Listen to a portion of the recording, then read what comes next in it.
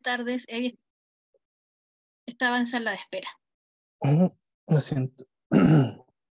Quisiera presentar a la docente el día de hoy.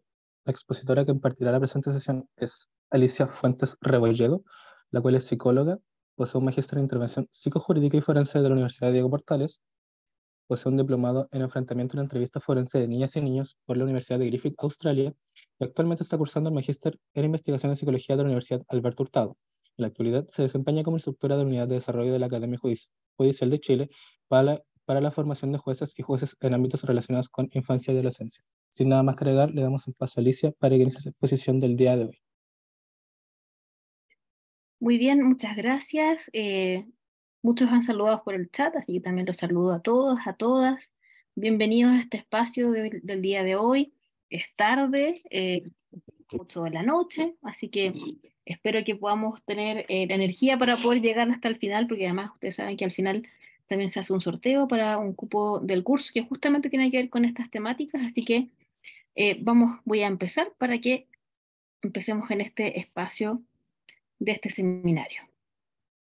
Y este seminario en realidad se titula con una pregunta. Su nombre es una pregunta, porque es la idea de que podamos hoy día reflexionar, pensar cómo lograr la participación efectiva y significativa de niños, niñas y adolescentes en la justicia. ¿Ya? Vamos a ver temas de prevención, vamos también a hablar de cuáles son las barreras más habituales que enfrentan los niños al acceder a la justicia o al intentar o bien acceder a la justicia. Y vamos a ver algunas recomendaciones también para justamente responder esta pregunta. ¿Cómo logramos la participación significativa de los niños en la justicia? Comenzamos entonces pensando en el concepto de participación. ¿Ya? Lo vamos a pensar y yo les adelanto también como me presentaron recién, yo soy psicóloga, entonces toda la parte normativa más en específico, el análisis de las normas nacionales e internacionales, vamos a ver en el curso, los vamos a profundizar junto con el ministro Felipe Pulgar, que él fue muchos años también juez de familia, entonces él va a ver toda la parte normativa de la Convención, de los Derechos del Niño. Hay alguien me está rayando la presentación.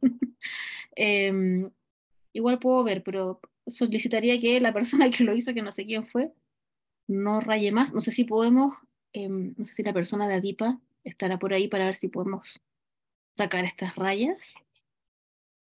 No sé quién estaba por ahí, quién me presentó. Parece que tratemos con esta situación. Algo pasa con el tema de la participación, alguien quería participar mucho y ocurrió esto. Bueno, bien. Como les comentaba, toda la parte normativa nacional e internacional la va a ver el docente Felipe Pulgar en el curso, pero por supuesto todos los que trabajamos, aunque seamos del ámbito psicosocial, ciertos psicólogos, trabajadores sociales, educadores, personas que trabajan en el ámbito de educación, de salud, también tienen que conocer por lo menos algunos elementos normativos importantes. Entonces acá vamos a hablar sobre todo de la Convención, de la Convención de los Derechos del Niño, que en ese instrumento internacional también se entiende que la participación no es solamente un derecho, ¿ya? Sino también es un principio que además permite que se realicen los otros derechos que tienen los niños, niñas y adolescentes. O sea, es un principio fundante de la Convención y un principio importante también para pensar en el ejercicio efectivo también de los derechos de niños, niñas y adolescentes. Como les decía, es un componente necesario para garantizar la autonomía progresiva, la protección, el interés superior del niño y todos los otros derechos consagrados también en la Convención. Y por supuesto la participación puede lograrse cuando efectivamente los niños, niñas y adolescentes se involucran directamente en las materias que les afectan. Y eso hablamos de participación efectiva, ¿cierto? Una participación que pueda darse en la realidad en aquellos aspectos concretos. Acá hablamos de principios, hablamos de derechos, pero la idea es que vayamos haciendo permanentemente el link con los espacios en los cuales los niños van a participar o deberían participar. Estamos hablando de la justicia, pero también en la intervención terapéutica, cómo también pensamos esto en las pericias psicológicas, que alguno de ustedes es abogado o abogada y tiene que interactuar con un niño. Bueno, ¿cómo puede entonces también hacer esto más concreto en la práctica, ¿cierto? Respecto de este derecho. Bien, no sé a ustedes, pero este tema em, de las rayitas me molesta un poco. Sí, hay algunos, no sé si a ustedes les molestará y voy a pedir nuevamente si la persona, gracias a Francia, está ahí diciendo sí. Yo puedo ver, pero me molesta un poco, me molesta también que haya pasado esto, no sé quién fue, y dejo ahí a las personas de Adipa si pueden revisar esto y si será factible sacarnos estas rayas de encima, porque es un poco disruptivo. Pero bueno, en honor a ustedes, a los Al que están tiro, acá, profesora. ya, Al súper, tiro. muchas gracias. Veamos si se pueden sacar. Perfecto, gracias. Sí. Gracias Francia, Francia también ahí, que visualmente era muy complicado seguir así. Bien, vamos entonces a pensar ya, participación, vamos ahora a situarlo, participación de niños, niñas y adolescentes en la justicia. Y pensemos que es un medio y es un fin, ¿ya? Primero que todo, en términos de dignidad humana, cuando hablamos de dignidad humana tiene que ver también con el ejercicio pleno de los derechos, ¿cierto? De ser considerado como un sujeto de derecho. Y para eso, si yo soy un sujeto de derecho, entonces tengo que también ser titular de mis derechos y participar en aquellos aspectos, en aquellos temas que me afectan, ¿cierto? Nosotros somos adultos y participamos en aquellas cosas que nos afectan, pero cuando nos dejan de lado, sentimos esa sensación de que no estamos participando, de que han sido injustos con nosotros y que no ha sido un trato digno. Pero lamentablemente los niños han vivido esto básicamente siempre.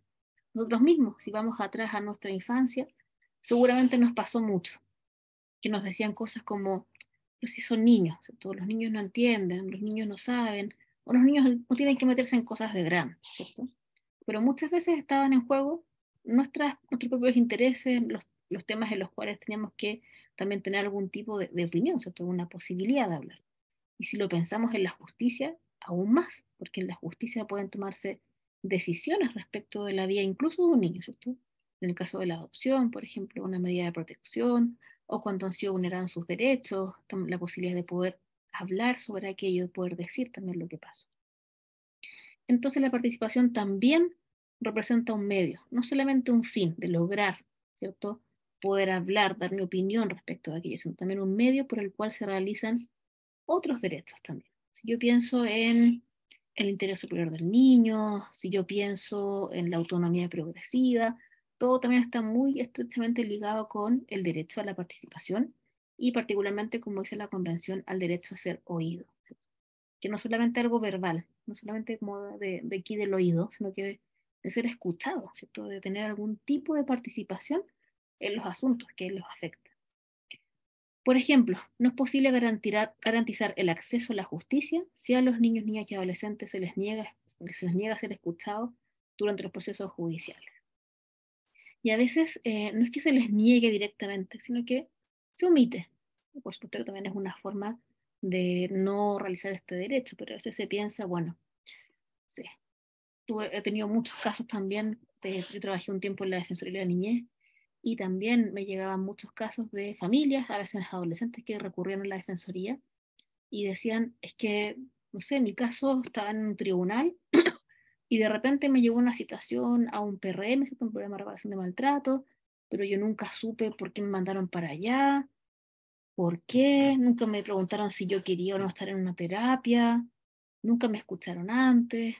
Me acuerdo también haber hablado con adolescentes que me decían, pero a mí me gustaría hablar con el juez, porque mi mamá siempre dice las cosas por mí, pero me gustaría a mí poder hablar respecto de esto que me pasa o de esto que todo el mundo habla de esto, pero en realidad yo nunca he podido hablarlo con ese juez o esa jueza que toma la decisión. Entonces es importante que a los niños se les escuche y se contemple esta participación, ¿ya? Bien, continuemos. Barreras para la participación de niños, niñas y adolescentes en la justicia. Pueden haber muchas estructurales, ¿cierto? En términos de infraestructura, de cómo son los lugares relacionados con la justicia.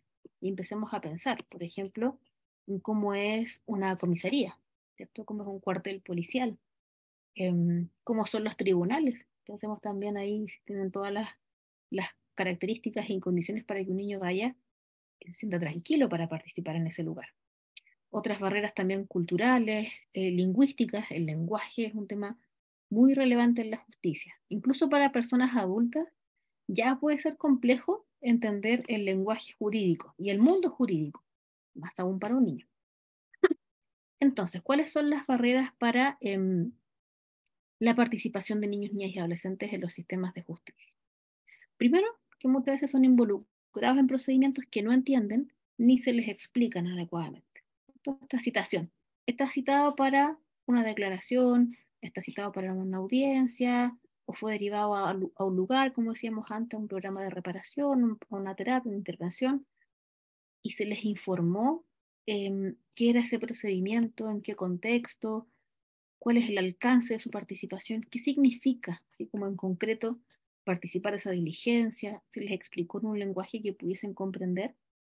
Bueno, es la primera de las barreras importantes en ese sentido. Lenguaje técnico, adulto, poco comprensible, ¿cierto?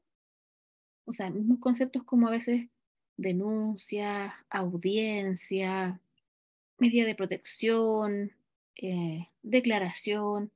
Nosotros que quizá, o muchos de ustedes acá, trabajan en el ámbito psicojurídico o jurídico, o desde sus lugares de trabajo también tienen algún tipo de relación con tribunales, con fiscalías, etcétera. Y claro, van internalizando estos conceptos y muchos otros más que también están dentro del mundo jurídico, y va de a poquito, uno como internalizando, entendiendo lo que implica eso, pero para un niño que se puede encontrar abruptamente en un sistema de justicia y aparece este lenguaje, es complicado, es complicado. Por supuesto, y esto es muy de fondo, esto empieza a aparecer en la interacción con los niños, los mitos y prejuicios respecto de los niños y niñas. Esto de si los niños no entienden, o también hay muchos prejuicios o ideas preconcebidas respecto de su capacidad testimonial, como que son fantasiosos, ¿no? Los niños fantasean mucho, los niños, no sé, inventan cosas o que pueden estar mintiendo o también que pueden ser sugestionados por otras personas, como si fueran así cajas vacías en las cuales adultos llenan información y ellos simplemente transmiten o reproducen eso que les están diciendo, como meros transmisores de esa información que se sugestiona. Eso también es importante, porque muchas veces esto empieza a ocurrir o se ven estos mitos y prejuicios cuando ya los niños están interactuando con alguien en el sistema de justicia, algún operador, alguien que tiene que tener algún tipo de contacto con ese niño, y ahí puede ya empezar a aparecer esto. Además, procesos de larga tramitación.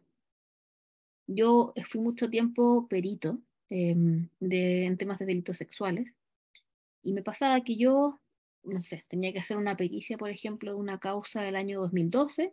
La pericia la hacían en el año 2013, puede haber sido un año, año y medio después, y me citaban a declarar en 2018. O sea, esa causa se estuvo tramitando durante 6 años. Y la niña que yo había evaluado, por ejemplo, tenía 6 cuando yo la evalué. Se denunció cuando tenía 5. Y fue a un tribunal cuando tenía 12 o 13 años. O sea, pasó por casi todas las etapas del desarrollo infantil, de preescolar, escolar, a ya casi un adolescente, cuando está recién terminando el proceso. Eso también hace que hayan barreras, por supuesto, en relación a la participación de los niños. Muchas veces se cansan, no entienden el proceso, se disgustan muchísimo. Yo he escuchado a muchos niños en juicios, por ejemplo, orales, de causas que también son de hace mucho tiempo, llevan larga tramitación, y cuando llegan al juicio, es como, claro, en el juicio los jueces tienen que conocer, ¿cierto? Esta situación, y hay que hacerle preguntas para que el niño pueda declarar y pueda contar eso. Pero seguramente lo ha contado muchas veces antes. Entonces también es una molestia de, ¿por qué de nuevo acá? Ha pasado tanto tiempo y vengo acá y tengo que volver a contarlo. Y porque además los niños, de alguna forma, una niña de 6, que su causa termina a los 12 años en el ámbito penal, eso significa que lleva la mitad de su vida involucrada de alguna forma en una causa así. Entonces, eso también dificulta la interacción adecuada de los niños en la justicia. En el caso de los operadores de justicia, por lo general hay un desconocimiento de la psicología infantil y del testimonio. ¿Ya? O sea, ¿qué implica para un niño recordar aquello que le pasó? ¿Qué implica para un niño contar cosas de su familia? Nosotros si pensamos en justicia de familia, que puedan ser complejas, dolorosas, vínculos, como también hay afectos, qué significa hablar con un niño de 5 años, hablar con un niño de 10, hablar con un adolescente de 15, ¿cierto? Porque hablamos de niños, niñas y adolescentes, pero ahí tenemos a un grupo en realidad bastante diverso, por lo menos en el ámbito evolutivo o desarrollo, no es lo mismo. Y aquí se engarza también con el tema de autonomía progresiva, ¿cierto? Todos los niños son titulares de derecho y en el Mira la ejercicio, hora, ¿cierto? Van hablando progresando. de muestras. Uy, Voy a silenciar, perdón. Y ¿cierto? En su desarrollo y crecimiento van ellos también incorporando habilidades, capacidades que también los hacen cada vez más autónomos respecto del ejercicio mismo de los derechos, ¿cierto? Entonces también hay que tener esta consideración. Si yo soy una persona que interactúo con niños dentro del sistema de justicia, porque, no sé, soy consejero técnico, soy un juez o jueza de familia, soy alguien que toma una declaración, un entrevistador, alguien que está en el juicio, o soy la persona, por ejemplo, encargada de las denuncias en la fiscalía o en la comisaría o en un cuartel policial, tengo que tener claro que puede llegar un niño incluso a denunciar, puede llegar un niño con un adulto y tengo que darle el espacio, ¿cierto? Y también yo estar capacitado para poder hacer adecuadamente esa interacción. Y por último, también es una barrera a la participación el que se involucre a los niños constantemente en reiteradas entrevistas y declaraciones.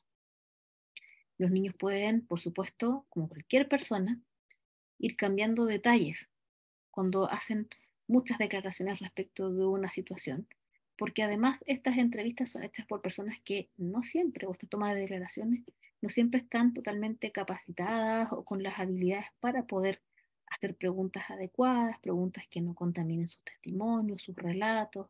Entonces también dificulta muchísimo esto de que a los niños los llamen muchas veces a hablar de aquellas cosas que les pasaron.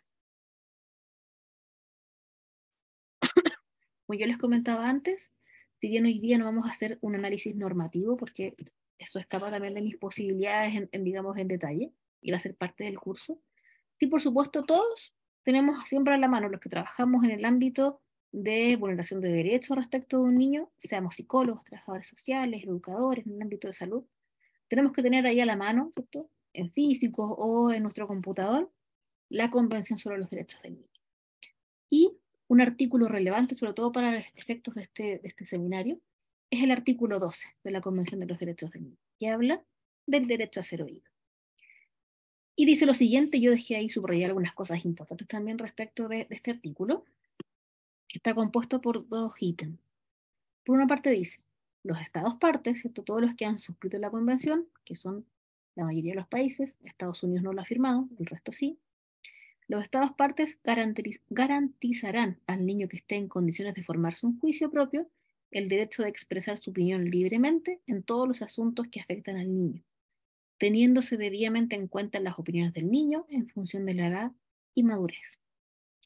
Con tal fin, se dará en particular al niño oportunidad de ser escuchado en todo procedimiento judicial o administrativo que afecte al niño.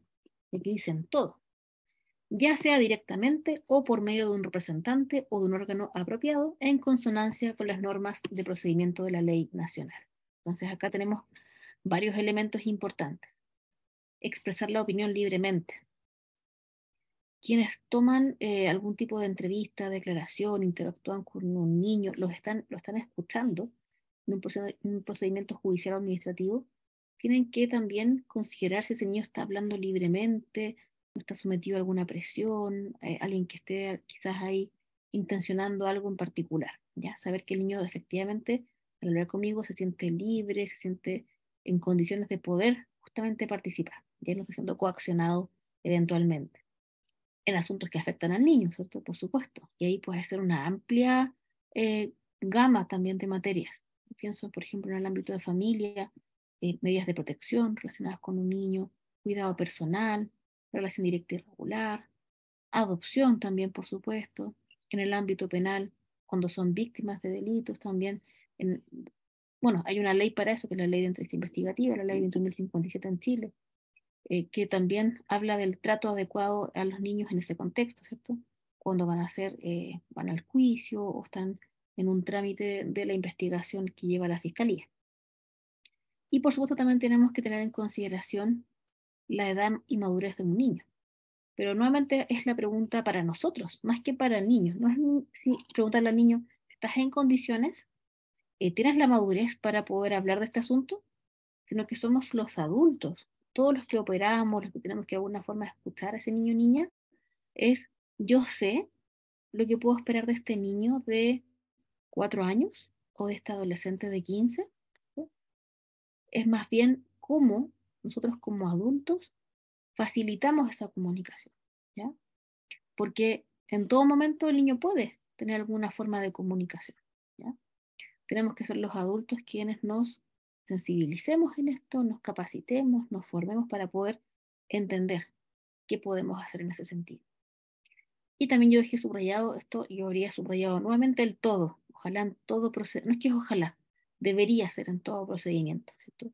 Administrativo, judicial, no sé, en lo que corresponda y concierna a un niño, se debería buscar siempre que ese niño también pueda participar, ¿ya? Y ojalá la participación sea directa.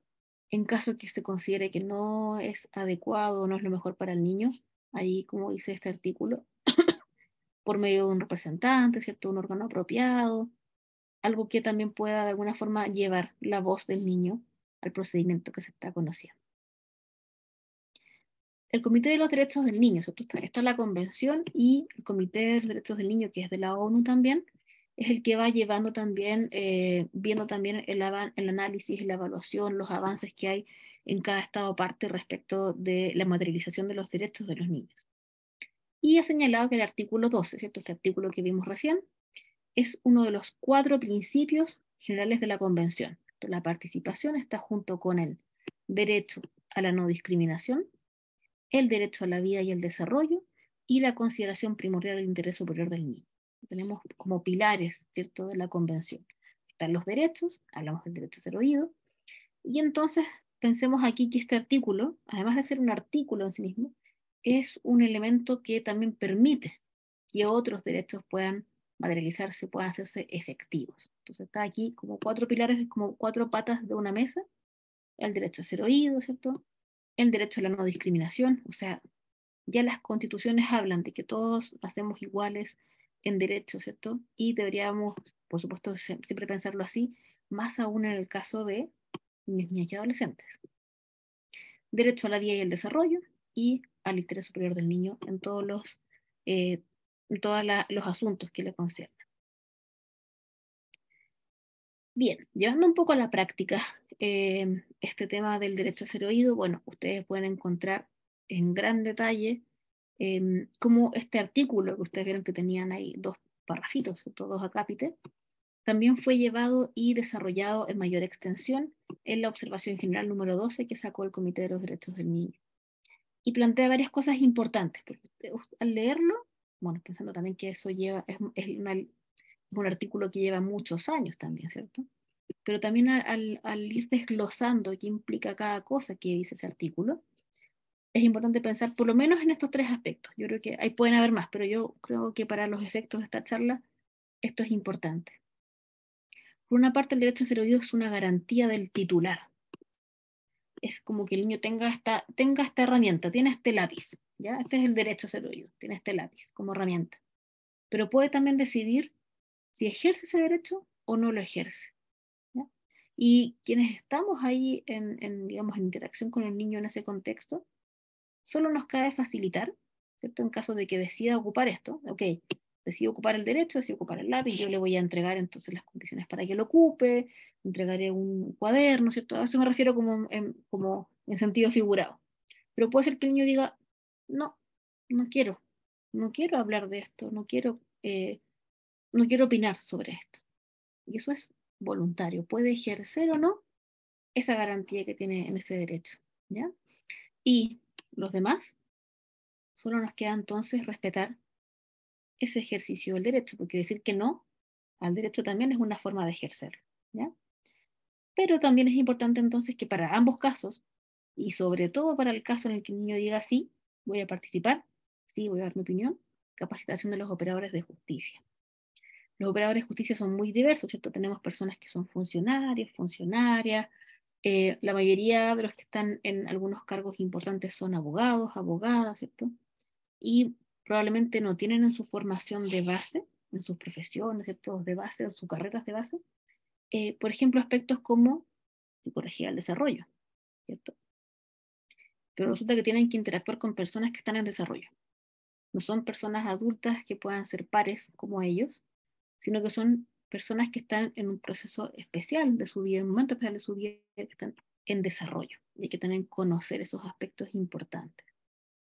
Y además de eso, el comité recomienda no fijar reglas de edad para el ejercicio de este derecho. Y yo sé que siempre este es un nudo crítico. Una de las cosas que más me preguntan a mí como psicóloga, en diferentes charlas, cursos, diplomados, es, bueno, ¿y a qué edad puedo empezar a escuchar a un niño? Y acá la respuesta no es una respuesta totalitaria, ¿cierto? En términos de desde esta edad hasta esta edad, ¿cierto? Sino que lo que nos dice el comité es, todos los niños, niñas y adolescentes pueden manifestar su opinión, ¿cierto? La forma de ser oídos será de acuerdo a sus características y particularidades. Entonces, de alguna forma lo que dice el comité es, este problema está en el adulto, no en el niño, ¿no? El niño es niño con sus características particulares por desarrollo u otras particularidades, ¿cierto?, propias de él, y tienen que ser los adultos quienes piensen en cómo llevar a cabo esto, ¿ya? No sé, hay muchas posibilidades. Una forma, y la más común, es escuchar al niño así, literalmente, ¿cierto? Escucharlo como nos habla, ¿cierto? La verbalidad. Y, por ejemplo, en el ámbito penal, en realidad es lo que podemos hacer, ¿cierto? Es lo que nos pide también el sistema. Pero hay otros ámbitos donde podemos ver cosas o pensar en posibilidades distintas, ¿cierto? Donde no haya límites o menos límites en ese sentido, ¿ya? Yo, por ejemplo, bueno, trabajé muchos años en el Poder Judicial en relación a la sala Gesell que hay en los tribunales de familia y tuve la posibilidad de conocer varias prácticas o buenas prácticas en relación a la sala Gesell. Por ejemplo, no solamente en la sala Gesell, para quienes no la conocen, es una sala que tiene un espejo, también se le llama sala espejada. Tiene un espejo que permite que desde otra sala otras personas puedan ver lo que ocurre en la sala de entrevista, por decirlo de alguna forma. Y para las personas que están en la sala de entrevista, se ve como un espejo, ¿cierto? Les devuelve su reflejo. En la otra sala, las personas que están observando, escuchando, están con la luz apagada y están escuchando y están viendo lo que pasa en esa sala de entrevista, ¿ya? Y entonces así no los están observando. Bueno, y en ese contexto yo, por ejemplo, vi en algunos tribunales que había niños muy pequeños, que lo principal en ellos no era el lenguaje verbal, no era el hablar, pero era muy rica la comunicación que tenían, por ejemplo, con sus papás, o con una mamá, o con algún adulto significativo, en el juego o en algún tipo de interacción. Se les podía dejar, por ejemplo, en esta sala de entrevista, una mesita, se les dejaban algunos elementos para que interactuaran, hojas, papel, algunos juguetes. No estaba hablando de una hora de juego diagnóstica, ni nada así sumamente estructurado, sino que una observación, ¿cierto?, de cómo se daba esa interacción y podía ser que a lo mejor el niño no hablara algo en particular, pero sí se podían observar elementos de cómo él interactuaba con su mamá, con su papá, con algún adulto significativo, como yo les comentaba. Y es una forma también de ser oído, ¿ya? No solamente el escuchar así como verbalmente, ¿cierto?, lo que nos dice el niño, luego también hay otras formas. Y bueno, también aquí siempre tenemos un desafío que yo creo que sigue siendo lamentablemente un desafío, que es también pensar en niños, niñas y adolescentes, por ejemplo, con discapacidad, sobre todo aquella discapacidad que tiene que ver con aspectos cognitivos o intelectuales, ¿cierto? Y eso siempre es una pregunta que también me hacen. Y hay algunos avances en Chile respecto de escuchar a niños, respecto de darles un trato adecuado, ¿cierto? En el ámbito sobre todo penal, que es donde tenemos una ley que nos obliga, entonces hace que eso sea mucho más, más riguroso de alguna forma. Pero acá tenemos siempre en el ámbito de la discapacidad una zona, ni siquiera es gris, es como una zona vacía, ¿cierto? Donde falta mucho todavía por hacer avances para poder efectivamente materializar este derecho de los niños a ser oídos. Si ya tenemos dificultades en el ámbito de tener operarios, funcionarios, profesionales capacitados en psicología del desarrollo, más aún en discapacidad, por ejemplo. Entonces también ahí es un terreno en el que tenemos que seguir trabajando fuertemente. Bueno, además de la convención, yo les traigo una cosa más importante, que son las conocidas como reglas de Brasilia, ¿ya? Reglas de Brasilia sobre acceso a la justicia de personas en condición de vulnerabilidad. Aquí en el año 2008 se reúnen, ¿cierto?, poderes judiciales de diferentes partes del mundo y sacan este documento donde reconocen que hay grupos de la población que tienen mayores dificultades para acceder a la justicia, que se llaman los grupos vulnerables para acceder a la justicia. Y acá también es bueno pensar que en realidad esa vulnerabilidad no es únicamente desde la condición de ese grupo, sino también desde las no condiciones adecuadas que le ha dado el sistema para poder interactuar, ¿ya? O sea, nosotros como sociedad ya deberíamos partir desde ahí, y como sociedad deberíamos reconocer que hay diversidad, ¿no? Diversidad en el ámbito sexual, diversidad en el ámbito de migración, de la edad, de género, un montón de temas, ¿cierto? Y de ahí deberíamos reconocer que a todos esos grupos, ¿cierto?, de la sociedad, porque todos la componemos, deberíamos entonces considerarlos para los diferentes ámbitos de desarrollo de una sociedad, más aún en el ámbito de la justicia, ¿cierto? La justicia, sobre todo pensemos en la justicia penal, nace como con la idea de que sea el Estado el que sancione los delitos, ¿cierto? Que no sean las personas que se arreglen entre ellas, ¿cierto? Las dificultades o problemas que puedan tener los delitos. Entonces el Estado es el que lleva la fuerza punitiva, ¿cierto? Pero para que todos podamos acceder entonces a ese poder del Estado que es la justicia, debería entonces el Estado considerar que los ciudadanos son diversos, son distintos. Bueno, las reglas de Brasilia plantean diferentes grupos vulnerables y uno de ellos tiene que ver con la edad. Y ahí están los niños, niñas y adolescentes. También están las personas mayores, ¿cierto? También está el tema de personas de pueblos originarios, el tema de género, etc. Pero acá nos convoca niños, niñas y adolescentes estarían considerados como un grupo vulnerable. Y se llega a ciertos acuerdos también en estas reglas, que son justamente las reglas, ¿ya? Y se entiende que en el ámbito de la edad, ¿cierto?, en el caso específicamente de los niños, niñas y adolescentes, se debe velar porque su comparecencia sea en condiciones adecuadas de acuerdo a esta vulnerabilidad, entre comillas, porque es una interacción más bien entre las características de este grupo, de la infancia y la adolescencia, y estas condiciones que entrega o más bien entrega totalmente la justicia. Entonces, ¿qué tienen que hacer las personas que trabajan en justicia? Esto es bastante, no son tantas cosas como ustedes verán estos puntos que hay acá, pero yo creo que son como los mínimos los estándares para poder partir. Información sobre la comparecencia. Una de las cosas que más resienten las víctimas, por ejemplo, que interactúan con la justicia, víctimas directas, víctimas indirectas como familiares, tiene que ver con la falta de información. No siempre cuentan con información, no siempre también la entienden, no siempre es oportuna, no siempre llega a tiempo, entonces están como desorientados respecto del proceso. Entonces, información. Información que además sea en un lenguaje adecuado, ¿cierto? Un lenguaje claro que se pueda comprender. También las condiciones en las cuales se produce la participación. El lugar es importantísimo, ya no es un desde, creo yo, no es lo que hace todo la posibilidad de participación, pero es un desde importante. ¿Dónde participan en este caso niños, niñas y adolescentes? La forma, hay que adaptar lenguajes y condiciones, adaptar procedimientos, ¿cierto? No es hacer un sistema de justicia como en paralelo. Lo que existe, ¿cierto?, no es inventar todo de cero, derrumbar los tribunales, hacerlos todos de nuevo, o los cuarteles, sino que con las condiciones que existen, bueno, desde ahí partir y pensar en ajustes. Ajustar lenguaje, las formas, el lugar, procedimientos, etc. Y en el caso de niños, niñas y adolescentes, y en particular respecto de audiencias en tribunales, se señala que se debe celebrar, o estas audiencias tienen que ser en salas adecuadas, facilitando la comprensión del compareciente, evitando los formalismos que sean innecesarios y siempre en un lenguaje sencillo. Eso ya nos muestra que un niño que va a un tribunal, por ejemplo, de familia o un tribunal penal, ya deberíamos pensar con esto que no puede ir, por ejemplo, a la sala de audiencia, que no debería ser tratado con el mismo lenguaje que un adulto, hay que hacer las modificaciones necesarias para que pueda comprenderlo. O sea, desde ahí tenemos que pensar que la participación de un niño en justicia tiene que tener características distintas a las de un adulto. Eso nos está diciendo, básicamente, nos están diciendo las reglas de Brasilia con estos mínimos, ¿no? En cuanto a la consideración de niños, niñas y adolescentes.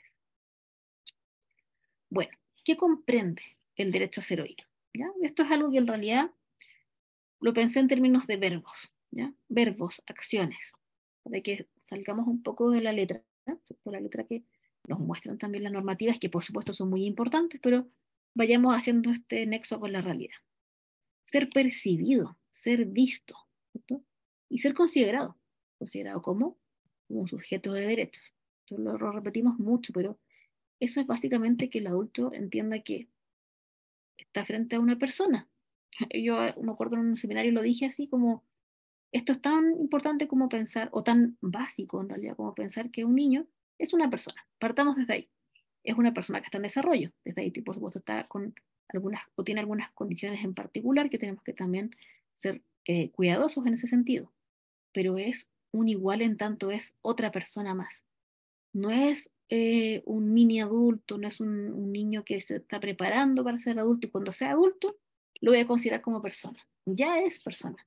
Naciendo ya ahí tenemos a una persona y entonces tiene que ser percibido, al ser persona, también como un sujeto de derecho. En segundo lugar, expresar su opinión, ¿cierto? Darle la posibilidad para poder hacerlo. También contestar, ¿cierto? ¿Cómo se le dice muchas veces a los niños esto de X contestador? O no me contestes. Ya, por supuesto que estamos hablando en términos de límites, ¿cierto? De la forma también que tiene que interactuar un niño con un adulto, que tiene que ser respetuosa, viceversa también, ¿cierto? Somos también en igualdad de condiciones, pero dar la posibilidad de poder rebatir, por ejemplo, o de poder contestar, de poder expresarse. También la posibilidad de debatir, de criticar, que yo creo que son verbos que no se consideran mucho en la infancia, ¿cierto? Como de decir a un niño, bueno, tienes derecho a hacer una crítica, porque no es algo muy socialmente esperado, a influir, no solamente que lo escuchamos lo que nos dice y eso lo guardamos en un cajón y seguimos con el proceso porque cumplimos con escuchar, sino en qué medida también eso que el niño está diciendo influye en las decisiones. Lo que no quiere decir que las decisiones, por ejemplo, en el ámbito judicial, deban ser directamente la opinión que el niño tiene, ¿cierto? Pero sí que sea parte del razonamiento y cuando no pueda hacer lo mismo que el niño quiere, por ejemplo, cuando está opinando respecto, no sé, de alguna materia en familia, también poder razonar por qué aquello no es justamente considerado, sino que es otra medida que va mucho más en relación con su interés superior. Saber cómo se influye, ¿cierto? Eso tiene también que ver con la información. Ser atendido en condiciones adecuadas, ser escuchado, como tomar atención también a los niños. Derecho a hacerse entender, ¿ya? No puede un niño hacerse entender si yo le estoy haciendo preguntas en un lenguaje inadecuado o le estoy pidiendo un nivel de razonamiento o de pensamiento que escapa a sus posibilidades por desarrollo, ¿cierto? Entonces, hacerse entender tiene que ver también con la posibilidad de que se comunique de acuerdo a la edad y las características que tiene ese niño. También la posibilidad de disentir, ¿cierto? De no estar de acuerdo con otros, con los adultos, por ejemplo, con los cuales vive, los adultos responsables, todos los adultos significativos, la posibilidad de disentir y también de cuestionar. Podemos pensar incluso en muchos más verbos, a lo mejor a ustedes se les ocurren muchos más, pero todo también esto implica el derecho a ser oído en la práctica. Y bueno, aquí llegamos a un punto antes de seguir con la presentación, algunas preguntas, ¿cierto? Luego ya revisamos todos aspectos normativos, ¿cierto? No los revisamos en detalle, como yo les decía, es algo que se va a ver mucho más en profundidad desde el ámbito jurídico en el curso que vamos a hacer sobre esto, pero igualmente, pensemos, si el derecho a la participación está consagrado en la Convención, o sea, el derecho a ser oído, ¿cierto? No es solamente un derecho, es un principio fundante de la Convención y es un principio que tiene que estar sí o sí para poder cumplir también con los otros derechos porque no es totalmente efectivo en la realidad. Porque por algo estamos acá y estamos pensando en qué podemos hacer para ir mejorando. ¿Cómo podemos justamente contribuir a que este derecho se haga efectivo en la realidad? Tenemos la norma, la conocemos, la estudiamos y ahora, ¿Cómo la llevamos a la práctica? ¿Cierto? Yo que llevo muchos años estudiando esto, trato. Nada es perfecto en la vida, pero trato también de pensarlo en la vida cotidiana, ¿cierto? En los niños con los cuales interactúo. Porque ahí también está justamente la posibilidad de tratarlos como sujetos de derecho, como un igual en tanto personas. Y en particular, pensemos, ¿cómo podemos materializar el derecho a ser oído en los procesos de justicia? Vamos a revisar ahora algunos elementos importantes para avanzar en esto. Yo siempre que hago cursos, charlas, diplomados, lo que sea, siempre trato de que pensemos, ya, vimos todo lo normativo, o hicimos un repaso, una pincelada como en este caso, pero ahora vamos a ponernos en los zapatos, en los ojos de esta niña que ustedes ven aquí. Esta niña chiquitita, parece que tiene como un juguete en la mano, ¿cierto? Y está mirando hacia arriba, está mirando a adultos, que uno pudiese pensar que por cómo están vestidos y cómo están ahí situados, podrían ser tres jueces, ¿cierto? Con una cara más bien severa, como con esta, bueno, no, en Chile no se visten así como con estas cosas como togas y cosas así, pero que también genera mucha más distancia en general. ¿Qué pasa con esa niña? Imagínense esa niña, le puedo poner hasta un nombre, una edad, una niña de 6 años, por ejemplo, que le dicen que tiene que ir a un tribunal, o le dicen que tiene que ir a una declaración, o a una toma de entrevista. ¿Qué pasará con ella? Esa es la pregunta que tenemos que hacernos. Y eso es lo que nos propone la justicia centrada en el niño, niña y adolescente, en hacer este cambio de paradigma, el cambio en la mirada, de vamos a mirar todo como si fuésemos esta niña, vamos a hacer como una revisión de todo desde la mirada, desde los zapatos de esta niña. ¿Ya? ¿Qué pasaría con esta niña si va a una comisaría? ¿Quién la atiende? ¿Dónde? Si tiene que ir a una entrevista, a una pericia, tiene que ir al tribunal, hablar con un juez, con una jueza, un consejero técnico. ¿Qué pasaría con esta niña? ¿Ya? ¿Cómo lo vería ella? Tratar como de ponernos en sus zapatos desde su mirada para revisar el sistema, para analizarlo. Acá les traigo un extracto, es de una investigación que se hizo en el año 2015, llamada Significados asociados a la participación en juicios orales en niños y niñas víctimas de delitos sexuales. Y acá el extracto de una niña, bueno, dice niña 14 años porque así parecía en el texto, pero en realidad ya es una adolescente. Y esto cuenta ella. Estaba nerviosa de todo. Estaba nerviosa de hablar y ese nudo en el estómago. Hasta que salí no se soltó. Yo tiritaba, estaba muy nerviosa. Yo tomaba y tomaba agua y decía, no sé, ¿cómo se llama? Y él llegó y dijo, le toca a usted, a un adolescente. Y ahí se me paró todo, no sabía qué hacer. Sentía que me iba a desmayar ahí mismo porque no decían nada. Yo solamente veía a ellos que escribían y que te preguntaban y nada más. Y él llegó y me dijo, ahora siéntese ahí. Y no sabía qué hacer. No sabía qué hacer ahí. Si arrancar o quedarme callada. Necesitaba el apoyo de alguien. Estaba muy nerviosa y lo único que quería era arrancar. Salir de ahí. No estar con ellos. Que pasara rápido. Que cada pregunta me parecía una eternidad. Para mí fue como un día. Bueno, esta es la experiencia de una adolescente de 14 años, después, o sea, contando su experiencia en un juicio oral, donde ella iba a declarar como víctima. Ahí tenemos ya una experiencia de cómo miramos la justicia. Imagínense lo que le pasa a esta adolescente con 14 años, puede tener quizá un poco más incluso de recursos, pero no sabía qué hacer, no sabía qué decir, necesitaba apoyo. Todas esas cosas son relevantes en el momento de pensar en ajustes. Escuchemos primero a los niños que han participado, los niños que podrían participar eventualmente, ¿cierto?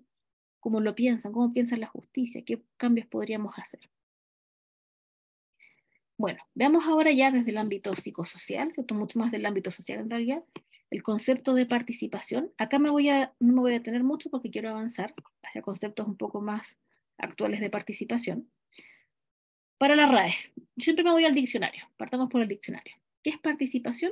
Tomar parte de una cosa o situación, hacerse parte, recibir uno parte de algo, o sea, también uno recibe algo de esa situación o de ese algo. Compartir opiniones e ideas desde un plano de la comunicación. ¿Bien? Eso nos dice la RAE respecto de participación. Tenemos acá también a otros dos autores muy clásicos en relación a la participación jerárquica que se llama. Está Arnstein primero, que plantea niveles de participación ciudadana, ¿ya? Y él es como uno de los primeros que habla de esto de la participación en escalera, ¿cierto? Desde niveles más básicos o más distantes de participación hasta niveles mucho más avanzados de participación. Y el clásico de los clásicos es Hart, con su clásica también escalera de la participación, que la vamos a ver ahora, donde habla de este modelo jerárquico, ¿cierto? De cómo cada escalón, cada peldaño de la escalera significa un nivel más avanzado de participación para un niño. Y acá gráficamente nos plantea esto. Los tres primeros escalones en realidad son no participación realmente, ¿ya? La manipulación, la decoración, la participación simbólica. Ejemplo de estos tres, para no ir en detalle, es cuando se hace una ceremonia, no sé, algo se hace en un lugar donde hay niños, donde se interactúa con niños y hay abordaje de niños, y se le pide a los niños que se pongan la manito con pintura, y ponemos las manitos, ¿ya? Y se hace una ceremonia y muestran eso como que los niños participaron, pero esa es una participación bastante decorativa, ¿cierto? Como de, aquí están los niños, pero los niños en realidad poner la manito con pintura, ¿cierto? En un mural, puede ser una forma de participación, pero no es una forma de participación cierta, real, ¿cierto? Es más bien decorativa. Y otras formas de participación que sí implican efectivamente una participación es cuando ya el niño participa de forma informada, él entiende el alcance de su participación. O cuando se les consulta, ya que ya estamos subiendo, o sea, ¿cómo quisieran que esto fuera? No solamente que tienen que hacer algo, por ejemplo en el colegio, no cómo les gustaría que se hiciera esta evaluación. O también iniciativas que son comenzadas por adultos, pero que integran a los niños para que también ellos participen en la decisión. Otra forma también, y ya subiendo en términos de escalera, son iniciativas iniciadas y dirigidas por niños. Y también otras, que ya sería el nivel más alto, donde los niños inician la participación, tienen, no sé, algún tipo de iniciativa en particular, se juntan, se organizan, también permiten la participación de adultos. También entonces integran a los adultos en su iniciativa. No es que esto no se ocupe actualmente, pero también de alguna forma se han simplificado algunos elementos y también se han pensado en modelos de participación significativa que permitan analizar la participación en diferentes contextos. Porque pensemos, por ejemplo, en el ámbito de la justicia, esta escalera no nos sirve mucho, ¿ya? Porque en el ámbito de justicia, ¿cierto? Las iniciativas o las medidas de protección, las causas son iniciadas casi siempre por adultos, ¿cierto? Y la participación de los niños está involucrada en algunos aspectos de procedimiento, ¿ya? Entonces puede ser que tengamos, como que no nos sirve mucho la escalera para pensar en términos de la participación. Entonces los que le propongo yo hoy día a ustedes son dos modelos. Uno, el modelo de Bouma y colaboradores, que es el modelo que ellos plantean como de participación significativa, que es un modelo no jerárquico, ya no es un modelo que diga, la participación de este niño en este proceso de justicia está en el nivel 7 de la escalera, ¿ya? Porque como les decía, no aplica mucho la forma en que se considera ese tipo de participación. Entonces es un modelo no jerárquico y que se basó además, se hizo como un estudio en profundidad en Holanda respecto del artículo 12 de la convención, se revisaron procedimientos y finalmente se decantó por este tipo de modelo que es simple, pero bien abarcativo, sí, en ese sentido. Y define la participación significativa, tiene ese apellido, participación significativa, como la experiencia de niños, niñas y adolescentes de ser escuchados y tomados en serio. Y plantea además que hay tres niveles interrelacionados, son tres dimensiones, que no es una por sobre la otra, ¿ya? Son tres dimensiones que deberían estar presentes en todos los procedimientos. Y vamos a pensar directamente en justicia, ¿ya? Pero esto podría aplicar para educación o para otros ámbitos también. Primer requisito para la participación, informar. La participación significativa es informada, ¿ya? Entregarle información al niño respecto de lo que va a hacer, ¿cierto? O te estamos citando a una entrevista para que tú vengas a este lugar, en este lugar te van a hacer preguntas, vas a poder venir con tu mamá, después vas a entrar a una sala donde vas a estar con una persona que es un entrevistador o entrevistadora y tú vas a poder hablar con ella, te va a hacer preguntas. Bueno, eso, en detalle, ¿cierto? Para que pueda comprender y con ese lenguaje, lo más fluido, lo más simple posible. No es, bueno, está citada una diligencia investigativa para que puedas entregar tu testimonio en la causa RUC no sé cuánto. Eso sí, es informar, pero no es una información desde este modelo, ¿cierto? De la participación significativa. La idea es que siempre sea un lenguaje que le permita al niño comprender esa información que se le está entregando y pueda entenderla adecuadamente para participar. También este modelo nos habla de la dimensión del escuchar. Escuchar en el sentido de dar el espacio físico, el espacio del momento, del tiempo también, para que el niño pueda contar, ¿cierto? El niño pueda expresarse, ¿cierto? En las diferentes formas que tiene también de poder expresarse, e instarlos a dar su opinión, ¿ya? Facilitar, eh, propiciar, ¿cierto? Ser promovedores también de esa participación, de esa expresión. Y por último, y muy importante, yo creo que por lo general los procesos donde están los niños carecen de esto último, es involucrarlos, ¿ya?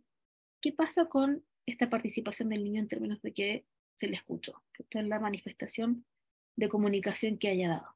Ya, se recogió eso. Y eso, como les decía antes, lo guardamos en un cajón, cumplí con escuchar, o voy a hacer algo con eso. Y ese algo no significa, como les decía antes, que directamente o directamente yo voy a, en una decisión, por ejemplo, judicial, decidir justamente que lo que dice el niño es lo que va a ocurrir, ¿ya? Sino que es, como les decía antes, razonar, es tomarlo en consideración, ¿cierto? Es plantearse, bueno, el niño me está diciendo que, no sé, una causa, por ejemplo, en familia, quisiera poder quedarse con el papá, pero no sé, los diferentes medios de prueba, testimonios me dicen que en realidad el papá no cuenta con las competencias adecuadas en este momento, por lo menos para poder hacerse cargo de él, o las condiciones para la parentalidad. Bueno, ¿por qué el niño querrá esto? ¿Cómo podemos también hacer que ese vínculo se afiance, lograr que el papá también vaya teniendo poco a poco mejores competencias y habilidades para la parentalidad? ¿Ya? Eso no quiere decir que yo, porque el niño quiere irse con el papá, bueno, decido aquello, pero sí razono respecto de aquello. Y voy más allá, ¿cierto? Entonces, 3 verbos importantes. Si pensamos en participación significativa: informar, escuchar e involucrar. Deberían estar presentes en todo procedimiento de justicia respecto de un niño.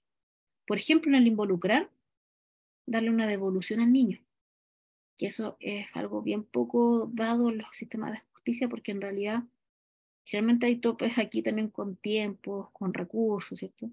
Pero un niño que va a familia y se le escucha en una audiencia reservada, ¿cierto? Después, ¿quién le cuenta al niño lo que pasó? ¿Cómo se toma en cuenta su decisión? O en un juicio oral, en penal. Sí, han habido en Chile algunos avances respecto, o más que avances, como iniciativas aisladas de algunos tribunales o algunos jueces que han hecho sentencias en lenguaje claro o dirigidas directamente a los niños. Eh, pero estamos ahí, en ciernes, ¿ya? También porque yo conversaba con un grupo de jueces que cuando una sentencia es condenatoria, ¿cierto? Y se estima que efectivamente un delito contra un niño ocurrió, ¿cierto? Y el niño declaró en el juicio respecto de aquello, puede ser un poco más sencillo, entre comillas, poder explicarle al niño en una sentencia con lenguaje claro. Pero hay desafíos. ¿Qué pasa si la sentencia es absolutoria, pero el niño fue a aclarar respecto del delito que sufrió?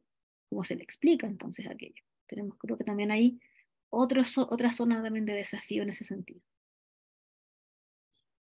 Y para ir ya terminando, porque veo que estamos un poquito pasados o sea, no, estamos llegando un poco al tiempo. Junto con el modelo de Bouma, a mí me gusta trabajar con estos 2 modelos porque creo que son algunas cosas se solapan, pero también son complementarios. Está el modelo de Landi, o Laura Landi, que también es una buena herramienta de análisis de la participación de niños en diferentes ámbitos. Nos puede servir en el ámbito social, en alguna iniciativa social, en educación, en salud, y aquí lo traemos para justicia, que contempla 4 elementos importantes para la participación: el espacio, la voz, la influencia y la audiencia. Lo vamos a ver ahora en detalle cada uno. Pero antes, para ver primero justamente dos de estos elementos, les traigo aquí un video que es de la Defensoría de la Niñez. Es un video, traigo dos videos. Primero voy a partir con este, que le explican al niño justamente respecto del modelo de Landi. Lo explican en palabras sencillas para que lo puedan comprender. Si no se escucha, ustedes me avisan. Eulalia, qué bueno que entraste. Justo se está conectando nuestra invitada. Viene a enseñarnos sobre la importancia de la participación de niños, niñas y adolescentes. Y hoy se enfocará en dos elementos fundamentales. La voz, que quiere decir que niños, niñas y adolescentes deben sentirse libres de expresar su opinión según su capacidad, edad y madurez. Y la audiencia, que significa que sus opiniones deben ser oídas y tomadas en cuenta por quienes toman las decisiones. Su nombre es... Trinidad, pero me dicen Trina. Mucho gusto. ¿Trina? ¿Cómo llama Trina? Me amo, te amo, siento. Llama Trina, en mi corazón te amo. ¿Qué está pasando? Cuando tuve contacto con los extraterrestres me dieron la facultad de viajar en el tiempo. Ahora viajaremos a la época en que no existía la Convención sobre los Derechos del Niño. Estamos en 1980. En esta época aún no se firmaba la Convención sobre los Derechos del Niño. ¿Estamos en el pasado? ¿Y por qué mi mano está haciendo esto? Y cuando el mundo no conocía los derechos de los niños y niñas, en algunos lugares no se les consideraba, no se escuchaba su voz, ni se consideraba su opinión en los temas que les afectaban. ¿Qué es esto?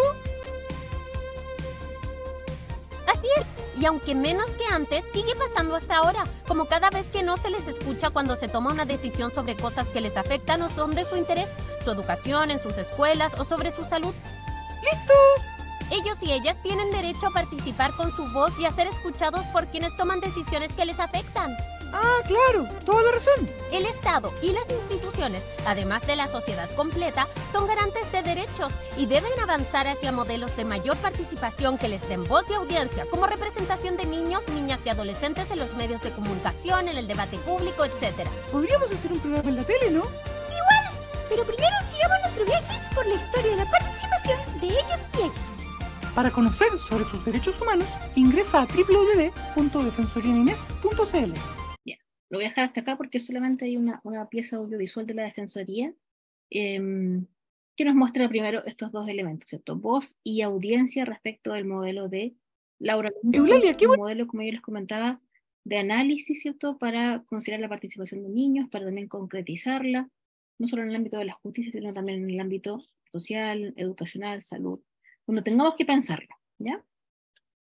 Bueno, la voz de un niño, que hablamos recién, es un derecho, no un deber, no es una obligación. Entonces tiene que ser una participación siempre considerada como voluntaria y libre. Cuando hablamos de niños que puedan expresarse libremente, hablamos de esto, de voluntariedad. Si ese niño no quiere, entonces no lo hace.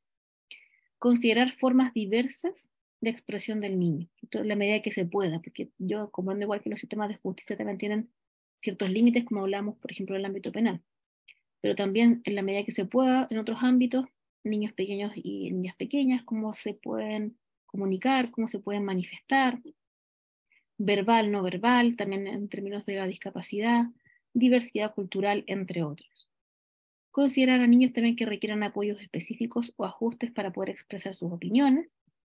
Y también desde ahí es importante considerar que necesitamos una capacitación, que yo creo que no es una única vez para las personas que trabajan en justicia y que tienen que interactuar con niños, niñas y adolescentes, sino que es una especialización que es constante, creo yo, o cada cierto tiempo por lo menos puede ir también abordando algunos temas en particular, porque hay muchos temas, diversas materias, psicología del desarrollo, victimología infantil, técnicas de entrevista a niños, necesidades específicas, discapacidad, migración, género, etc.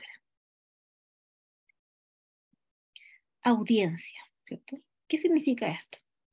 Tiene que ver con la posibilidad de poder escuchar activamente a un niño y contar con el tiempo para eso, ¿ya?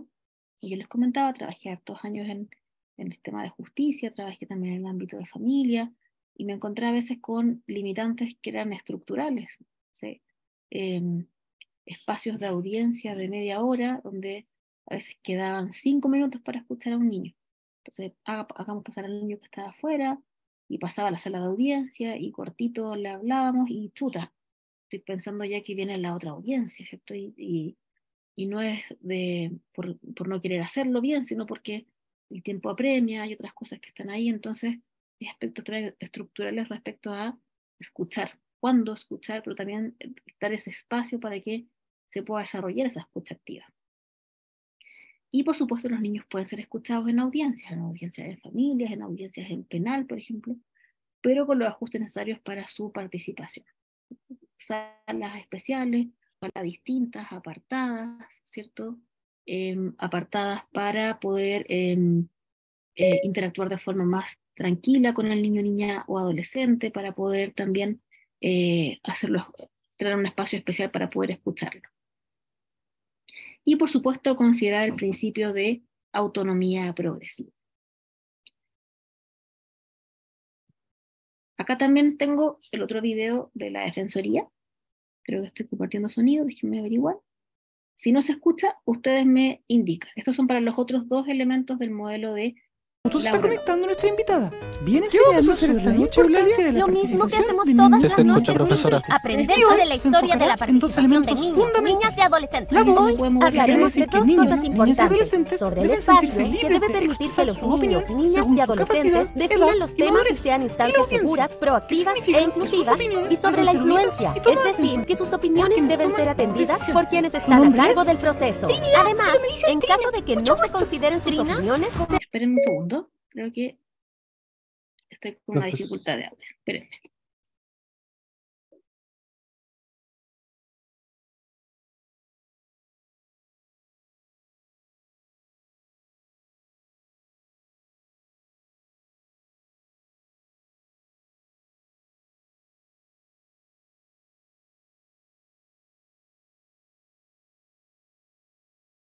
Sobre los derechos del niño. ¿Estamos en el pasado? ¿Y por qué mi mano está haciendo esto? ¿Se escucha? ¿Se lo pueden decir por el chat? Ahora, ¿me escuchan bien a mí?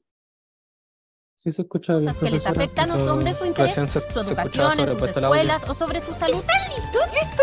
¿Qué pasó? Ellos y ellas tienen Un derecho a segundo. participar con su voz y a ser escuchados por quienes toman decisiones que les afectan. ¿Qué vamos a hacer esta noche? Toda la razón. El Estado y Espérenme un las segundito, no sé por qué instituciones, se escucha además de la como sociedad. sigamos nomás.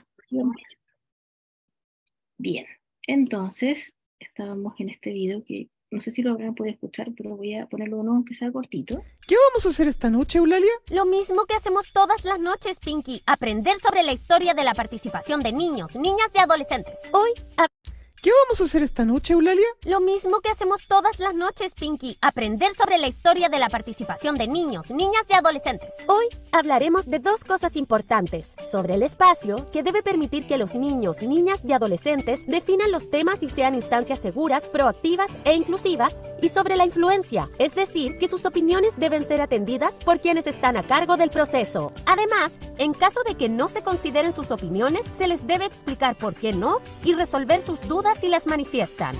¿Están listos? No, pero dale nomás. Hoy viajaremos al tiempo en que niños, niñas y adolescentes no tenían derechos políticos. Pero en Chile aún no tenemos participación democrática de niños, niñas y adolescentes. Ah, tienes razón. Entonces ya llegamos. Si bien en Chile puede parecer algo poco conocido, son muchas las experiencias en que niños, niñas y adolescentes participan de la democracia de manera más directa, ejerciendo sus derechos políticos, como el derecho a participar en la toma de decisiones, generalmente mediante la elección de autoridades. Ah, sí, yo leí sobre esto. Por ejemplo, en Alemania hay experiencias de voto desde los 16 años en adelante en elecciones locales y regionales. Por otro lado, en Brasil y Ecuador, el voto de adolescentes de 16 y 17 años es voluntario. Y en países como Austria y Escocia, los mayores de 16 años pueden votar en todas las elecciones, algo que ha servido mucho para que los y las adolescentes se involucren más en las decisiones que les afectan, como la elección de representantes, por ejemplo. Exacto, y es fundamental que esto siempre se dé en un espacio seguro e inclusivo para ellos y ellas. Claro, porque ellos y ellas son expertos en ser niños, niñas y adolescentes. Son quienes están más autorizados para opinar sobre qué piensan y qué necesitan. Y como sociedad debemos avanzar a modelos que cada vez les den más espacio e influencia para participar de los temas importantes que se debaten en el país. ¡Dicho! Para conocer sobre sus derechos humanos. Bien.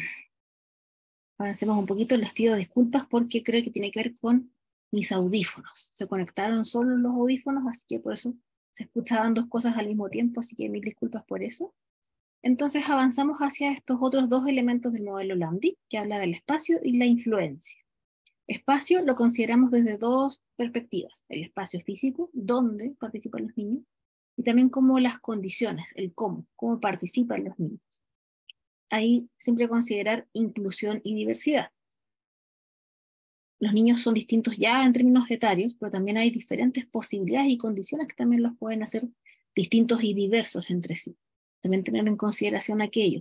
Esto se tiene que considerar también, por supuesto, antes de la participación, ¿cierto? Poder prepararla, anticiparla también. Evolutivamente sensibles, ¿cierto? Tenemos diferencias. Camila, no, me levantó la mano alguien, pero parece que no. Tenemos que saber las diferencias también que tenemos en este gran grupo de niños, niñas y adolescentes, como hablábamos antes. Niños más pequeños, niños más grandes, adolescentes. También decisiones del niño y niña adolescente respecto de cómo participar. También se le pueden preguntar a algunos, dentro de lo que se pueda también preguntar cómo quisiera que fuese esa participación, por lo menos escuchar esa opinión. Un encuadre claro respecto del contexto, y también siempre tiene que ser en condiciones de intimidad y privacidad, que el niño se sienta cómodo también para poder participar. En términos del espacio como un lugar físico, como hablábamos, pensemos en que el niño participe, ¿cierto?, en un contexto en el cual vamos a intencionar, por ejemplo, una entrevista.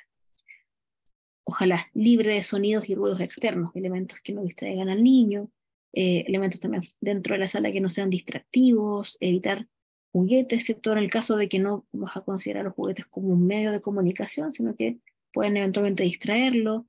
Dispositivos tecnológicos, a veces dejamos el teléfono encima y a los niños les encanta el teléfono, ¿cierto?, pero queremos que estemos ahí para una conversación, para un diálogo, una comunicación. Evitar interrupciones, ¿sí?, el timbre del teléfono, citófonos, etc. Mobiliario y decoración neutra, una sala que se sienta cómoda, confortable, con un mobiliario que pueda también responder a las necesidades de diferentes edades, niños más pequeños con sillas más chiquititas, niños más grandes, adolescentes que a veces son también bastante más grandes, y algunos elementos auxiliares si estamos, por ejemplo, en una entrevista, de repente, no sé, papel, lápiz, cosas que también pudiesen hacer que el niño esté un poco más tranquilo en este contexto, considerando que los niños están nerviosos cuando van a participar en contextos como diligencias del sistema de justicia. Acá algunos ejemplos de salas de entrevistas. Acá tenemos la sala Gesell que yo les comentaba antes, la sala de espejo, ¿cierto? Y ustedes ven, por ejemplo, en el lado derecho, tenemos ahí dos sillones naranjo que es un color bastante neutro en términos, por ejemplo, de género. Y acá al ladito hay una mesa más pequeña con sillas. Yo me acuerdo, por ejemplo, que algunos adultos, consejeros, jueces, a veces jueces, se sentaban ahí cuando era una niña más pequeña, un niño más pequeño, y ahí el niño quedaba súper bien. El adulto queda un poco más incómodo, pero en ese caso el niño queda bastante más cómodo en ese lugar. También tenemos las salas de declaración, la llamada sala especial de tribunales de juicio oral en lo penal del Poder Judicial, ¿cierto? Donde acá, en el lado izquierdo, ustedes ven, ahí se trata de pensar como una especie de living, ¿ya? Tenemos entonces dos sillones, una mesa que tendría que estar al ladito para que no sea algo que genere distancia, algunos elementos, pero muy poquitos, más que nada porque en estas salas a veces los niños esperan, ¿ya? Esperan para estar en una sala distinta a otros testigos, estén un poco más cómodos, y entonces están acá, y a la sala de audiencia llegan estas imágenes, ¿cierto?, por las cámaras que están lejanas, no están encima del niño, y se puede ver entonces toda la sala, y también se puede ver al niño un poco más directamente, pero esa cámara, como les digo, no es que vaya a estar así cerca del niño. Y acá, este es el último video y ya voy terminando. Es un video que a mí me gusta mucho mostrar porque aquí muestra ilustra muy bien lo que implica acercar la justicia a los niños para que puedan comprenderla, la información. O sea, acá tenemos un video que es de la PDI, es un video que se hizo en el Centro de Entrevista Investigativa de la Policía de Investigaciones acá en Santiago, y son dos niños, es una niña más pequeña y un adolescente que le explican a otro niño o a otra niña que va a una entrevista investigativa, es una entrevista dentro del ámbito penal, ¿qué implica esa entrevista? Y esto se les pasa a los niños en la sala de espera, se les pasa un tablet y les dice, antes de la entrevista que vas a tener, quiero que puedas ver este video para que sepas también de este lugar. Estamos compartiendo sonido, entonces les muestro este video.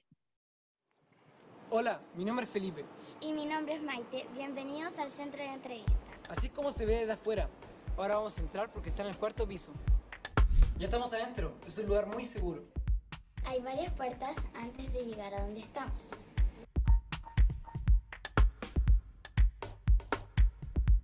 Estamos en la sala de espera. Puedes esperar acá y sentarte donde tú quieras. Adentro hay 3 salas de entrevista y 3 salas de control. Te puede tocar en cualquiera de ellas. Cada sala tiene una puerta con seguro. Si quieres salir, solo debes pedirlo. Ahora estamos dentro de una de las salas. Como puedes ver, son muy cómodas y puedes elegir dónde sentarte. Acá arriba hay un micrófono para que grabe nuestra conversación. Hay 2 cámaras en cada sala. Estas grabarán lo que estamos haciendo. Recuerda utilizar las palabras que quieras. Entrega el máximo detalles posible. Si estás nervioso, ten calma, nada pasará. También hay juguetes que te pueden ayudar. Solo debes avisar. Todos conocemos una tablet. En ella te mostraremos el video que hicimos para ti. En este lugar es donde preparan a los que nos van a entrevistar. Puedes ir al baño o pedir lo que necesites. Ahora ya sabes cómo son las salas. Si tienes alguna duda, solo debes preguntarle a la persona que te acompañará. Bien, este es un buen ejemplo de lo que llamamos también la justicia amigable, ¿cierto? Y con esto ya voy terminando. Este es también, así como tenemos en Chile algunas adaptaciones a propósito de la ley de entrevista investigativa, como ustedes vieron, las salas especiales para la declaración en juicio, las salas especiales para entrevistas, sobre todo dentro de justamente la tramitación de la investigación. También hay otros modelos en otras partes que también responden a la justicia amigable, de cómo hacer que la justicia no sea algo o una experiencia victimizante o una experiencia inadecuada para el niño, sino que quizás por lo menos una experiencia no traumática, ¿ya? En algunos casos puede resultar hasta terapéutica, reparatoria, pero si no es así, por lo menos algo que no sea más dañino que lo que ya el niño puede estar sintiendo a propósito de lo que le ocurrió. Está el modelo Bernahus o Casa de los Niños, ¿ya? Se ocupa en varias partes de Europa, ahora último se está instalando, por ejemplo, en España, y también yo estoy siguiendo ahí atentamente cómo va eso, porque me parece súper interesante este modelo, porque como dice el nombre, es la casa de los niños. Es un lugar, como ustedes ven aquí en la fotografía de la izquierda, donde están todos los servicios y prestaciones que requiere un niño que está participando de un proceso judicial, ¿ya? Entonces no es que el niño vaya a diferentes partes, sino que si el niño tiene que ir, no sé, a una entrevista, tiene que ir a una pericia, o como por ejemplo lo que se ve en la fotografía de la derecha, tiene que ir a un procedimiento, por ejemplo, médico o sexológico, bueno, va a esa casa, va a esta casa de los niños, otra una casa especial, Bernahus, donde ese niño sabe que ahí va a ser recibido. Entonces además ya conoce a la persona que lo atiende cuando llega, ¿cierto? La recepcionista, conoce el lugar, entiende que esto va por lo mismo, ¿cierto? Y por supuesto no solamente es el modelo de hacer que el niño vaya a un solo lugar, sino que también que todas las personas que trabajan en ese lugar también tengan la capacitación adecuada para poder interactuar con el niño en las diferentes funciones que tenga. Entonces también aquí tenemos un modelo bastante interesante que obviamente implica bastantes recursos. Imagínense poder llevar lo que están diferentes servicios a un solo lugar para que el niño vaya a ese único lugar y ahí poder entonces tener todas las prestaciones que requiera. Es algo mucho más amable, es una forma también bastante evolucionada de justicia amigable también, de justicia adaptada o justicia centrada en niño, niña o adolescente, pero como yo también les explicaba, la idea es en lo que ya tenemos, en muchos casos, también hacer los ajustes, lo que se puede hacer, las adaptaciones que se puedan hacer desde ya a los procedimientos. Y bien, yo con eso ya estoy terminando. Y bueno, espero, más allá del problema que hubo también con el audio, le pido disculpas también por eso, ahora ya los dejo libres para si tienen alguna consulta, duda, algún comentario también que hacer en ese sentido. La gente que quiera preguntar, que levante la manita y yo le voy activando el micrófono. Tenemos a Marlis. Sí. Hola, buenas tardes, muchas gracias primero que todo por la gestión, estuvo muy simpática, bueno, aparte de todo que igual delicado, pero estuvo muy activo, muy dinámico. Bueno, yo quiero comentar que soy asistente social, yo en este momento trabajo para un PES en una residencia acá en Valdivia, justamente trabajo con jóvenes, adolescentes, niñas, y este tema de la audiencia o el tema de ir a un tribunal para ella es muy difícil, sobre todo cuando tiene que enfrentarse con los papás. Y me gustó mucho eso porque nosotros a veces hacemos el acompañamiento y es difícil, porque tienen un encuentro no amoroso, no fácil, muy fuerte, y ellas sufren mucho. Entonces, igual, información de cómo abarcar eso o cómo evitar ese encuentro, porque ellas son adolescentes, algunas prontas a cumplir 18 años, donde igual ellas tienen derecho a participar solitas, pero también tenemos de 14 y 15 años. Igual es un tema bien delicado, es como abordar ante esa situación de cómo hacerlo, cuál sería la base más principal de no hacer ese contacto que sea más duro para ellas. No sé cómo hacerlo ahí. Uy, es difícil la pregunta, Marlis. Te agradezco también que traigas de tu experiencia en particular. Trabajo con adolescentes, ¿cierto? Yo creo que una de las cosas importantes es como pensábamos en el modelo Bauma cuando hablaba también de informar. También nos informamos nosotros, los adultos que propiciamos la instancia de participación, nos podemos también informar respecto de la forma en que ese niño, niña o adolescente quisiera participar, cómo se le ocurre también. No solamente decir, bien, tú vas a venir para acá, ¿cierto? Y vamos a hacer esto, sino que, mira, está esta instancia. ¿Cómo te la imaginas tú? ¿Cómo te gustaría que fuera? Como yo les digo, no es que eso ocurra así tal cual, ¿cierto? Pero puedo tomar elementos desde ahí para poder de alguna forma integrarlos a esa instancia posterior, ¿cierto? Para ver cómo va a ser ese contacto, cómo se lo imaginan, qué dudas puedo despejar previamente, qué puedo yo integrar también respecto de propuestas que tengan esas propias adolescentes respecto de cómo hacerlo. Yo creo que por lo general es lo que menos hacemos, y yo me incluyo, no sé, desde cuando uno tiene un hijo, un niño cerca o interactúa con un niño, trabaja con un niño directamente, el preguntarle cómo hacerlo. No le preguntamos mucho a los niños de cómo te imaginas tú que sería mejor esto, qué idea se te ocurre a ti de cómo podríamos hacer esto. De repente por ahí, Marlis, no sé si hay una receta única, pero creo que a mí me gustó mucho el modelo de Bauma, perdón, porque planteaba esto. No solamente es decirle a un niño participa y tengo que informar cómo vas a participar, sino en qué medida también le puedo dar algún espacio también para que considere cambios o formas de pensar también en ese espacio de participación. Muchas gracias, Marlis. Creo que tenemos otra mano levantada de Francisco. Sí, y yo le reactivé el micrófono. Súper. Hola, profesora. Bueno, primero que todo, muy buena la exposición y quería preguntar sobre lo siguiente. Me dedico al derecho, soy abogado y estoy empezando a interiorizarme en estos temas como de familia y que afectan principalmente a niños, niñas y adolescentes. Y la verdad las cosas quería, desde un punto de vista como preciso, saber cómo poder abordar a una niña en un caso particular, digamos, que ha sido objeto de una vulneración de derecho de abuso sexual específicamente. ¿Cómo puede ser, cómo tiene que ser mi lenguaje para con la madre y para con ella, sobre todo en el entendido que nos tenemos que enfrentar a la entrevista video grabada? Wow, eso da para un seminario completo, Francisco, porque ahí tenemos que tener resguardos sumamente importantes con esa niña, porque esa niña seguramente está participando, como tú me decías, en familia, pero además es víctima de un delito, entonces ahí tenemos también otro desafío importante cuando hay niños que participan en ambos sistemas de justicia, porque a veces participan en penal y en penal, como les decía yo, está la ley de entrevista que tiene muchas obligaciones para las instituciones, entonces tienen un camino, ¿ya? Pero a veces cuando están en familia tienen otro camino y puede ser que se dupliquen algunas cosas.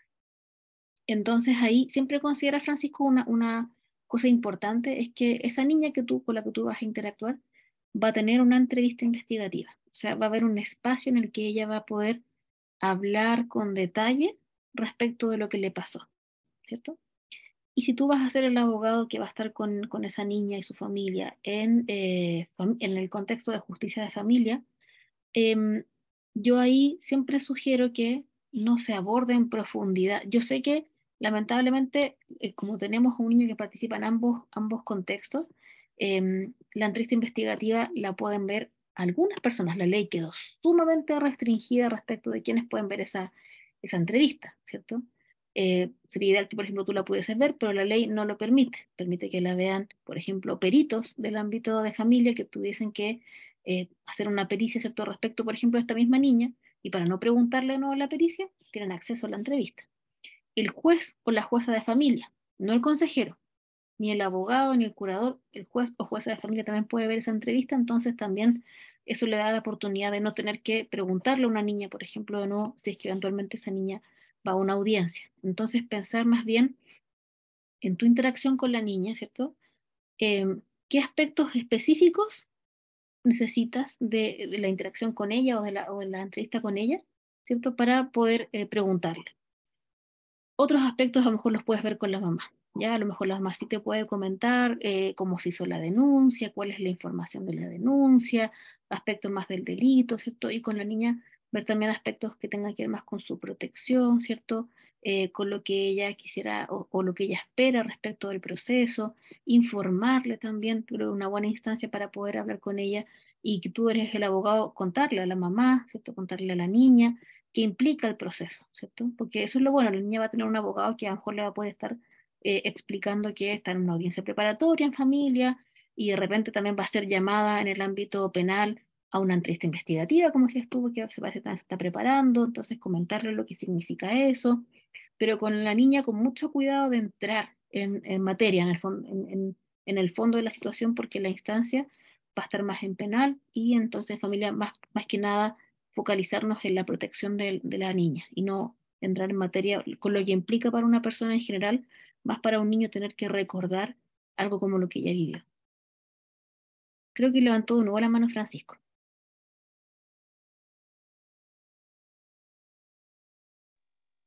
Sí, gracias, profesora. Sobre lo mismo, en sede penal, en sede familia, en esa línea, ya se hicieron la audiencia respectiva, se concluyó con una medida de cumplimiento, digamos, se buscó una profesional idónea con expertise en el área, etcétera, pero el tema mío es cómo yo me puedo comunicar con ella, porque ella le ha preguntado a su madre que quién es su abogado, si puede hablar conmigo, a lo mejor ella me quiere contar algo y yo no sabría cómo enfrentarlas. Ese es mi pero con ellas. Porque el otro se los puedo explicar fácil a la mamá, digamos, como las formas que tiene el procedimiento, los plazos, los tiempos, etcétera, la intervención a distintos profesionales, pero con ella es mi duda, mi inquietud, cómo me puedo comunicar con ella sin afectarla, tampoco pienso hacerle preguntas, pero si ella me quiere contar algo. Súper bueno, Francisco, que también eso que tú nos estás contando ahora, porque hay dos cosas importantes que tendrás que tener en consideración en esa interacción con la niña. Yo no sé la edad, pero la primera es esa, ¿cierto? ¿Cuántos años tiene esa niña para saber cómo podría o no yo hablar con ella, ¿cierto? Y si hay algún otro antecedente importante para poder también hacerse una idea de esa niña, de cómo es, cómo podría interactuar. Y lo segundo es tener claro el objetivo de por qué vas a hablar con ella, ¿cierto? Si no es para entregarle una información específicamente o preguntarle algo, sino más bien para poder interactuar con ella, conocerla a lo mejor, o que ella te haga preguntas a ti del proceso, yo creo que entonces tienes que pensar en ese objetivo, ¿ya? Y siempre, siempre, siempre cuando vamos a hablar con un niño, no entramos al tiro en materia, ya nos presentamos de forma sencilla. Hola, yo soy Francisco, mira, yo soy abogado, yo trabajo en los tribunales, en estos casos, en esta situación yo soy abogado de tu familia, yo no sé en qué calidad está, si está de curador o no, no lo sé, o de abogado particular, no lo sé, pero explicarle también eso a la niña. Y después de eso decirle que, bueno, qué bueno poder conocerla, que te gustaría conocerla un poquito más, de repente si antes de entrar en materia le puedes preguntar, no sé, eh, qué cosas le gusta hacer, no sé, cómo ha estado, cómo ha estado el colegio, como cosas así, y luego puedes preguntarle, bueno, quizás también tú quieres saber más cosas de este proceso, a lo mejor tienes alguna duda, alguna consulta, este también es el espacio para poder hacerlo, y desde ahí, y sobre todo, Francisco, en todo esto, simplificar el lenguaje. porque los adultos a veces tendemos a hablar un poco enredado y se nos salen cosas, también te castigas si te sale alguna palabra media enredada de repente, la explicas, le dices, uy, ya, esta palabra a lo mejor no la conoces y se la explicas sin problema, pero esas son las dos cosas, creo yo, más importantes sin conocer el caso ni profundizarlo, es la edad del niño, sus características, y lo segundo, cuál es el objetivo de esta interacción, este contacto con ella, y desde ahí entonces planificar ese espacio, ese encuentro.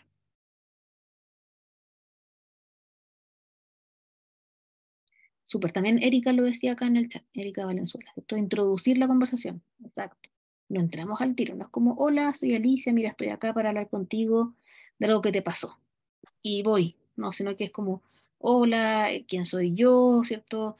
Explicar algún par de cosas, eventualmente hacer también este momento previo como de conocernos un poquito más, de saber, esa niña no es solamente la niña usada, es una niña que también tiene una vida, ¿cierto? Que le gustan cosas y yo sí voy a ser el abogado o abogada de ella, también quiero que tenga la confianza para poder estar en ese espacio conmigo, entonces, primero la persona, ¿cierto? Y luego ya, claro, se requiere un vínculo también. En este caso a lo mejor no vas a hablar directo, ¿cierto? No deberías hablar del abuso ni mucho menos, pero sí vas a hablar tangencialmente y vas a hablar de un proceso judicial eventualmente si es que la niña tiene preguntas. Así que siempre es bueno ir de a poquito. Súper. Ya, súper. Francisco me pone gracias en el chat. ¿Alguna otra consulta, duda?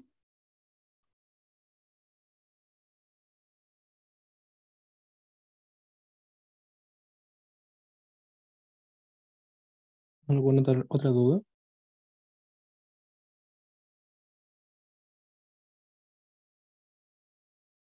Parece que no. Súper. No. Les pareció todo muy claro. Les agradezco también el feedback que me han dado en el chat. Queremos agradecer la participación a cada uno de ustedes en el presente seminario, como también agradecer a Alicia Fuentes por la excelente exposición que se ha dictado el día de hoy.